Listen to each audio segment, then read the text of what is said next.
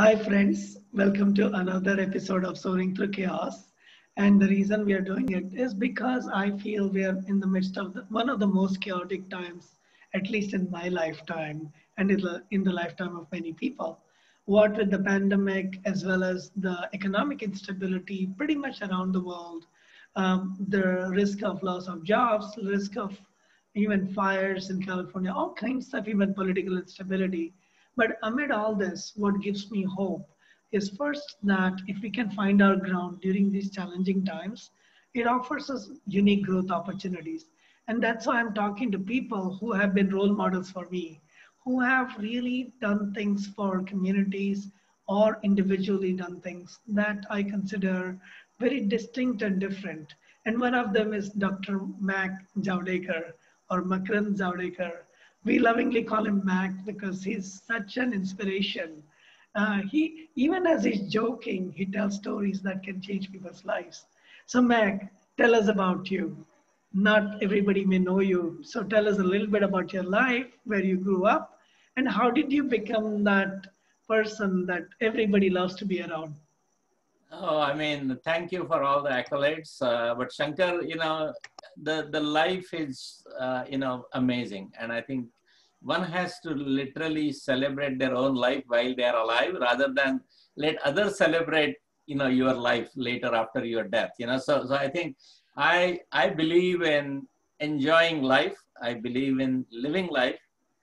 And throughout my life, I enjoyed being, a few years of my life went in India initially, and then I immigrated to the US. But I spent my life in India in Kolhapur, Pune, and Mumbai. Those were the major places where I spent time. And I also was in Karad, where I went to college for a few years. So between Karad, Kolhapur, Pune and Mumbai, where my days spent in India, and I thoroughly enjoyed my life in India. And but it was the right time to immigrate, and so I immigrated to the US back in the 70s. And then since then, I said, rather than doing the job, because I had a job offer here in the US, but I didn't want to really work because I was in my 20s and I didn't want to do that. So I said, let me pursue my PhD. So I went to Minnesota, got my PhD in pharmaceutics, and then in 1982, essentially Pfizer recruited me, and I came to Pfizer Global R&D for actually bench work as a research scientist. And I spent close to 28 and a half years at Pfizer, and then 10 years ago, I decided to take an early retirement. So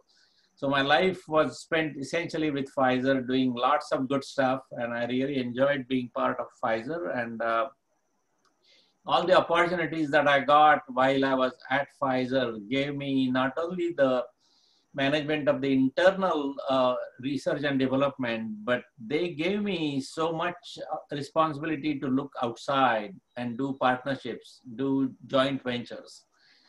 Make different connections from outside and bring people from outside to Pfizer, including like the famous DNAs, who got the Nobel laureate for DNA was James Watson. So I had a chance to bring him to Pfizer. I had a chance to work with him, and Watson Crick. I mean, famous model, and I wanted him to come to India with me one day, but due to his age, he said, I declined. But those are the memories, they are stuck in my head, and I just, worship those memories, and I enjoy those. So. Mac, besides your work in the pharmaceutical industry, what I admire about you is how many fields you have touched. Whether it's supporting, I remember even a model like Amy Mullins, who was, had a prosthetic leg, to working in with bringing the president of Pfizer to meet with the president of India, not one but two presidents, right? Abdul Kalam and President Pratibha Patil. How did you manage to connect people literally around the globe? This is something that I carry in my head. I tend to connect the dots, and that's my I shouldn't say that's my forte, but I enjoy doing that because I know people in the different spheres of life, and it doesn't matter what discipline they represent or what, vertical they represent.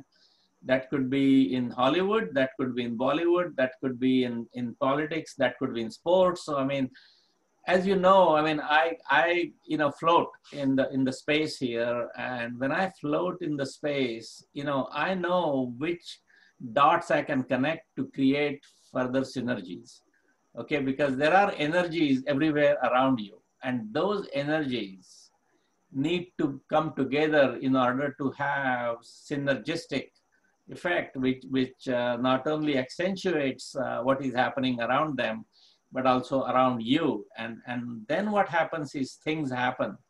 And it's almost like, the effect that literally changes, what is going beyond you and beyond your imagination as to the effect it can happen. So in other words, 2 years ago, I decided to bring Mr. Lamborghini to India for the first time because he had never been there. And I said, hey, I can make some connections with the Prime Minister with you. So I brought him to India. I introduced him to Mr. Modi, the Prime Minister, and then Modi ji, invited him for a summit that he had gathered in Mumbai, where Ratan Tata was there, Mukesh Ambani was there, and Richard Branson of Virgin, he was there. So Lamborghini became part of that, and I was so fortunate to have his company. So his daughter and his son, they accompanied him as well, and essentially, he ended up starting manufacture in India. It's a make in India concept that Modi ji had. So I said, why don't you, do something? And I introduced him to, one of the companies in Pune, and they are Kinetic, it's known Kinetic. So they are now, in fact, producing some electric golf carts in India. They started producing just recently. So see, things can happen. I mean, I'm not into golf carts. I'm not into cars. I'm not into any of the space. However, I could see the value of Lamborghini coming to India and doing something good. So here's an excellent example, Mac. How did you meet Mr. Lamborghini? And how did you connect him? Because this is something that few people are able to do. And as I've said to you earlier, you are a role model for me. I learned how powerful it is to bring the right people together in the right environment to create magic. And you've done it so many times. It's just amazing. So can you give us a little more details if you don't mind?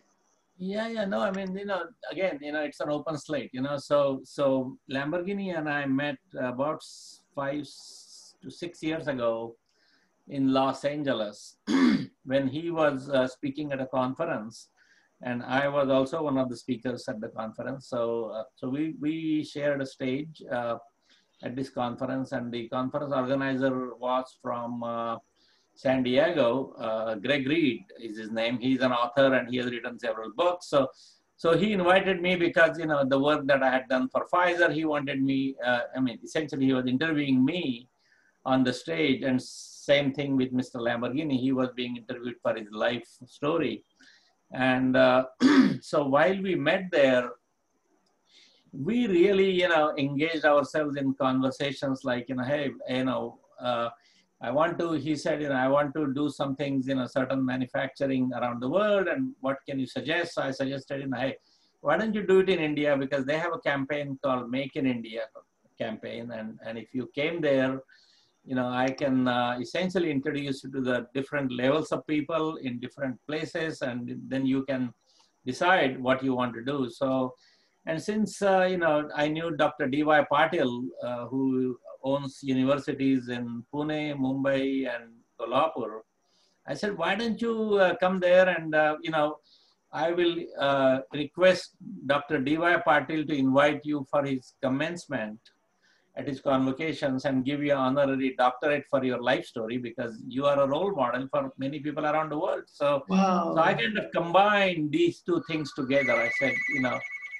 said, if they do that, that way, they can literally, I mean, not only he can get his degree, but I said, because we met, and the reason we met is because of Greg Reed. And I said, if Greg Reed was to be able to come to India as well, I would recommend his name for an honorary doctorate. So between you two, you can get both honorary doctorates and you can bring your families here. So he acknowledged that, and he said, absolutely, I will make it possible whenever you think Wow. it's a good idea.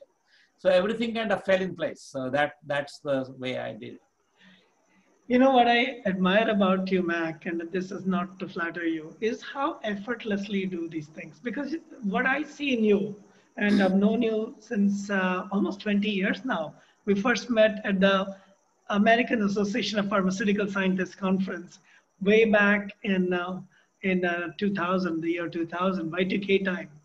But you had this curiosity about what's happening in the electronics industry, in the IT industry, and you're a darn good listener. You wanted to ask about, because I came from a different field, electronics and software and all that, into biotech.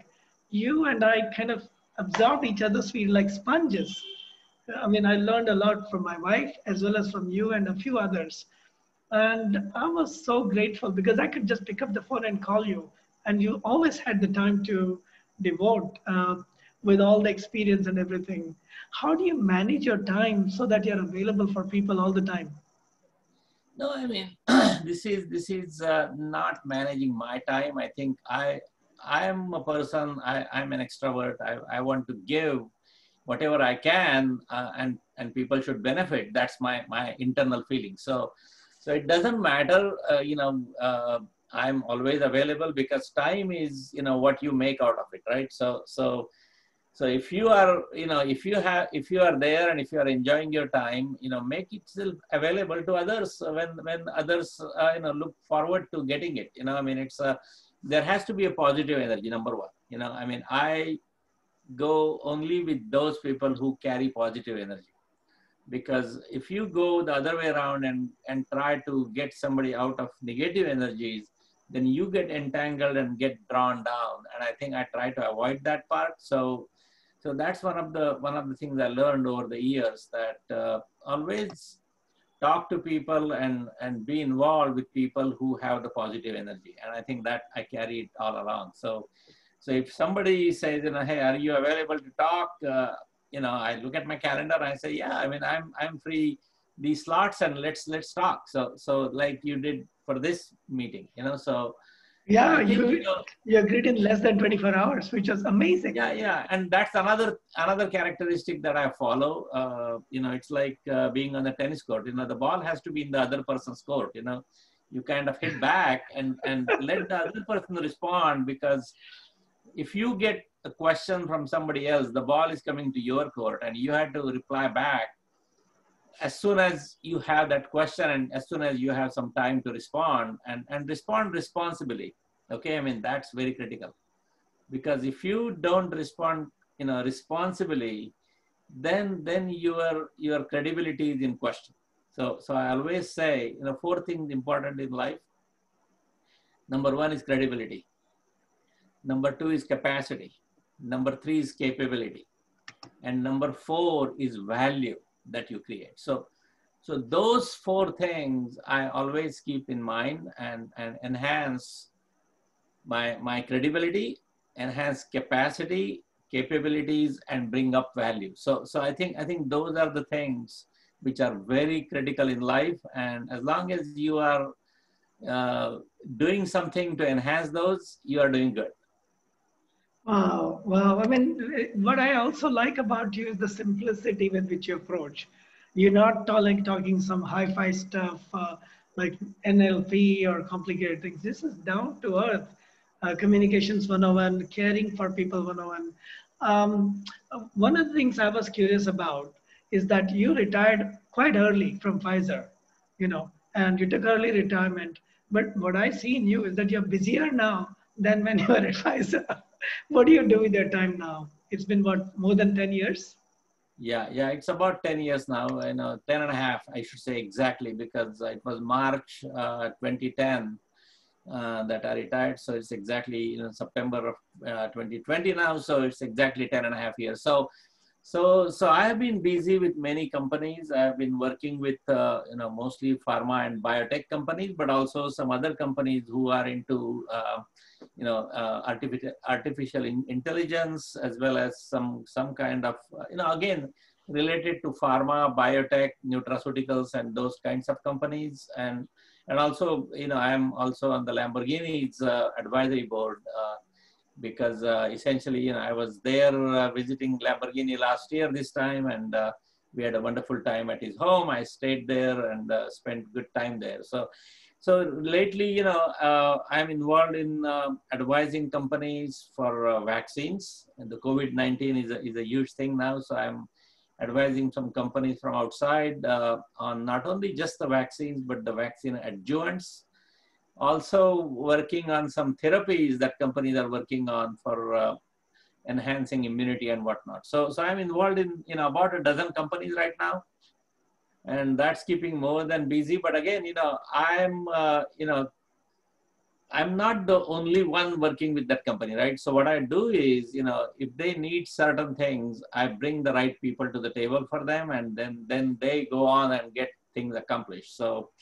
So my involvement is more on a scientific as well as strategic level, but then I don't get into nitty-gritty of writing reports or doing things that somebody else can do very easily than me trying to do it and consuming my time there. So I utilize my time more on strategic things.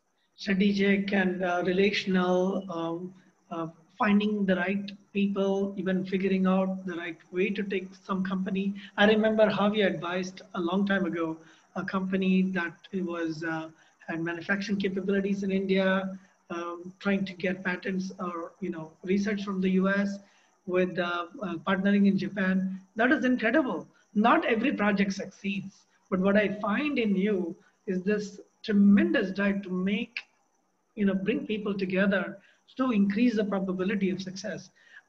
What another thing I admire about you, and I really like that, Mac, again, something we have in common, is you span across multiple domains. I was surprised when I Googled you and found that this was about 5 years ago, that you have even taught Sanskrit.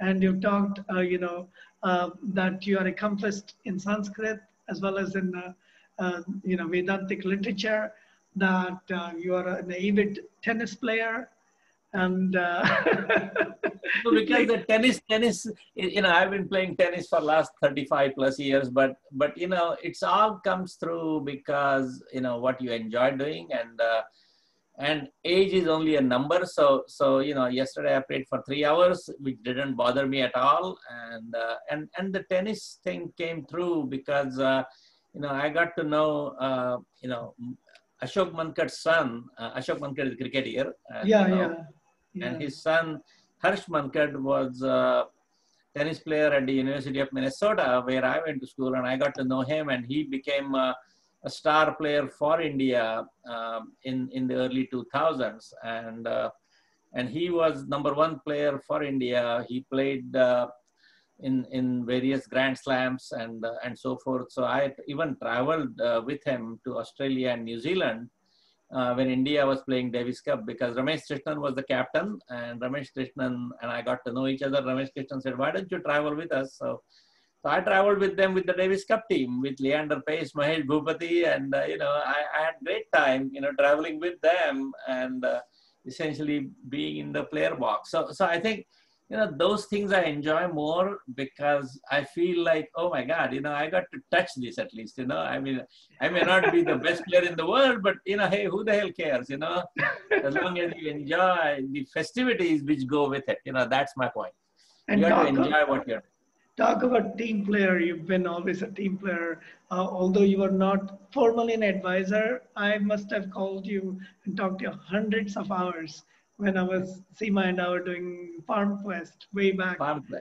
Yeah, yeah, it was totally amazing. You were friends with many of our founders and advisors like Shabir, Anik, and Arun and others.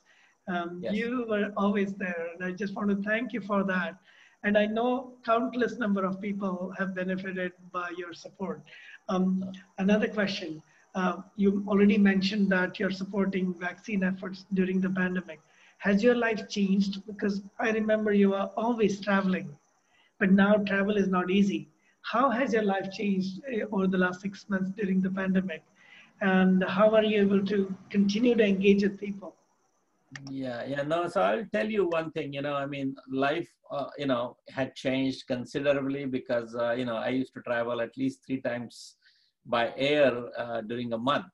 Before the pandemic began, and the last international air travel I did was I came back from India back to the US on March the 3rd of this year. And I spent almost a month and a half in India that time. So February I was there, and I spent time in India because I had some meetings and conferences and whatnot. So that was a great time spent. I attended BioAsia, and I could meet with Vas Narasimhan, who is the CEO of Novartis, who came to the BioAsia conference, and I really enjoyed meeting some of the people there in the pharma circles. And then after having come back, this pandemic hit the world, and so the life came to a standstill in terms of travel. However, with this Zoom and Microsoft Team meetings, I mean, time is taken up before you know it, and I've been extremely busy doing that. So the only air travel I have done in the last 6 months is only I went to Indianapolis because my friend, former congressman from Indiana, Todd Rokita, he just won his primaries for the position of Attorney General position of Indiana. So Mike Pence, the vice president, called him up and said, hey, I'm coming to Indiana. Let's get together and celebrate your success in the primaries. So essentially, that was happening. So Todd Rokita, whom I had taken to India a couple of years ago, he called me up and said, hey, why don't you come to Indiana, fly to Indiana, and we'll have lunch with Mike Pence. I said, why not? So I flew to Indiana. And I take decisions like that. I mean, I know I had to prepare myself to fly these days because, all the gear that you require during the flights and once you land there and all that. So I had to be very prepared for that, but I was there. And then, they followed the White House protocol, getting myself tested for COVID the night before I was meeting with Mike Pence. So I got tested the same time Todd Rokita got tested for COVID, and obviously we all came negative, but that was the protocol that was followed. So I knew I was in safe hands, and they made arrangements for our stay and everything. So next day, we met at Brent and Bridget Tilson's home. They are billionaires in Greenwood, Indiana. So he was the one, the couple was hosting us for lunch, and Michael Pence came there for lunch, and we had a wonderful time for whatever hour and a half we could spend together. Mac, this is another thing I really have learned from you. As much as you met the richest of the rich or the most famous people, I know that your heart is so big that you have actually supported the poorest of the poor too.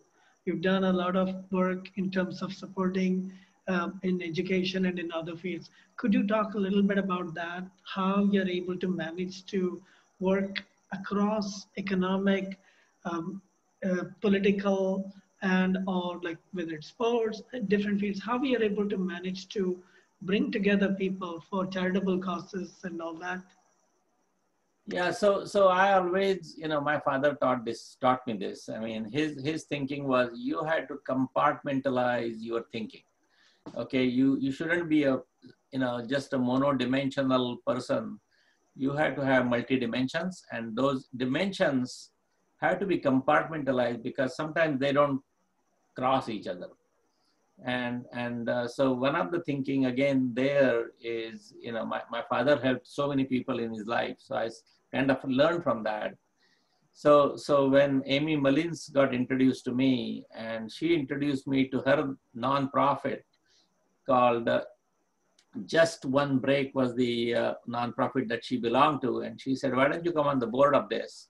and help people with disabilities, because she was disabled and she obviously overcome that disability. And I said, if you say so, if you think I can bring value, I will be happy to do so. And so I became part of that board for Just One Break. That time, they used to have a gala every year in New York. So I said, okay, I'm going to invite the CEO of Pfizer and the president of Pfizer to this gala, make them the chief guests, and let them, do some talking and give a speech and what they can do and what value they can bring. So they ended up both attending the gala, and they donated a big amount of sum to the to Just One Break, and literally, those things, when things get helped by the people that you bring to the table, that makes me feel good. And believe it or not, even the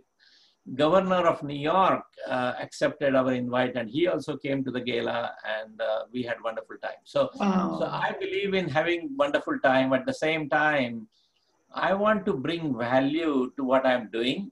So I don't want to be just an attendee for the gala. I want to bring the governor of New York. I want to bring the Pfizer CEO, and things can happen, and things can really take place in a good way. So that's one of the examples why I've remained there, and I still continue to be part of that nonprofit, which is now called Abilities Inc. So they got essentially merged with another disability related company, nonprofit. And Abilities is part of the Viscardi Center, which is in Long Island.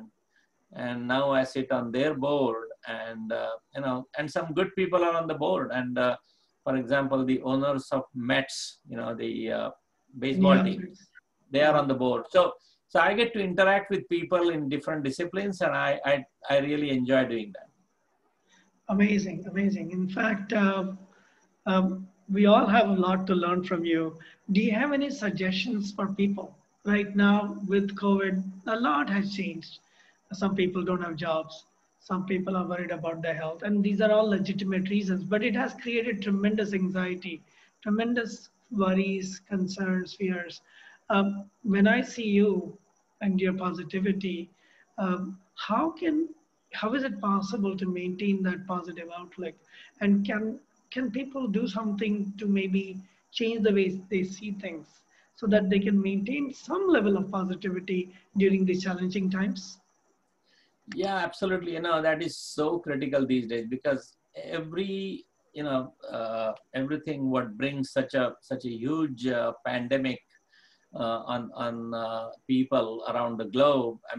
Obviously it's a bad thing that has happened, but you have to look at the silver lining as well. You have to look at positivity in these bad times and see, what good this can be. So in other words, for example, for the tennis world, the ATP and WTA, they essentially shut down all the tournaments since March. The French Open got postponed until now. The US Open was played without the audience and all that. So I think you have to take it as in strides and say, hey, there are some positive things that can happen. So all these players took last 6 months to train themselves off the court and build themselves more stamina, more workouts, and because they don't get other time like this. So I think they took it in positive sense. So the same way, I'm taking it in positive sense, because you don't have to waste your time traveling anywhere. So utilize that time for your own good, and make yourself available and do more things in a limited amount of time free that you have. But again, look at the thing that in those days where you could travel, I used to go to New York almost every week, and that took 2 hours going in, 2 hours coming back. So that's saving me 4 hours of travel, and that I take it as a positivity, because then I can utilize that time and do certain things well, because I'm getting more time. So I think, and people have to say, look, this is a transient thing. So this is not a lifetime, type of a thing that is going to last forever, because the vaccines are being worked upon. And I believe the new vaccine will be approved hopefully by March of next year. So I think, once people get vaccinated, I think things will come back to normal. I cannot predict whether those will be back to normal right away, but I would say 2021 would be the formative year where things will come back to positives, and I think this is a transient period. So those people who have lost their jobs, I don't think it is permanent loss of job. I think as long as they keep themselves positive, as long as they keep themselves up to speed with what is going on, when they these companies hire back, I think they have a better chance of getting rehired than getting out of the cycle. So I don't think one should get totally outside the circles, and so be involved and don't count yourself out. That's my message to people who are essentially getting negative or getting more into I don't call it depression, but they are that negativity causes certain negative things, and I don't think people should get into that, because good times will be coming, and those are not too far and not more than a year at most. So that's my thinking. It's really amazing to hear that from somebody who traveled at least 3 times a month for the last, at least I've seen that for more than 20 years with you. And for you to be grounded and say, okay, I'm saving time and what can I do with this time? That's really a great message. Now that you've been through so many different things in your life, Mac, primarily healthcare, which has been your profession and your hobby or your devotion, but also so many other fields, whether it's working with nonprofits or connecting people around the world. What next? What will you be doing the next decade or two? No, I think that time will only tell. But I know I want to obviously remain strong and healthy. That's number one goal, and I want to retain this goal. So number one is health. I mean, you have to literally make sure you are fit. So fitness is my number one criteria, and do whatever, you can do yoga, you can do tennis, you can do exercise around or whatever. Everybody has the different ways of being fit. So being fit is number one. Number two, I always want to be busy with what I enjoy doing. So it could be intellectual, thing that I'm doing with regards to, working with different companies, and that may, go up and down, but doesn't matter. I mean, that's not a must for me, but I think as long as you are enjoying certain things, don't give it up, because times, that you remain busy, you are wanted, and the times you don't remain busy and you get forgotten very quickly, and not that there is a negativity in that, but I think what should happen is you should always look at somebody else and put yourself in somebody else's shoes and say, hey, is Shankar going to call me again for such an interview 10 years from now? So if that is the case, hey, I should be doing something good, otherwise why would he want to call me? Well, Mac, I mean, you have such a, genuinely good heart. I would call you anytime. It's not based on your current achievement, but I know what you mean. I know what you mean. And then again, I mean, I'm so grateful that we've been friends for more than 20 years. We met because when I was in the biopharmaceutical industry for less than 6 years, I moved from electronics into biotech for 5-6 years, and then moved back in technology and other things. Like I've dabbled around in 3-4 industries and enjoyed it totally. But as I said, you've been a role model for me, because the grace with which you connect people, not just connect people, relate to people, help them, support them, whether it's Amy Mullins, looking at saving the lives and encouraging people with special needs, to a pharmaceutical company, to a car company, to you name it, or playing tennis. Just amazing. And if anybody has more questions for Mac, we will provide links so you can find them online through his social media and other things. And as always, he's been a big role model for me among many others that I've talked to. I'll also give my connections. And if there are lots of questions, we'll do another follow-on session. Promise.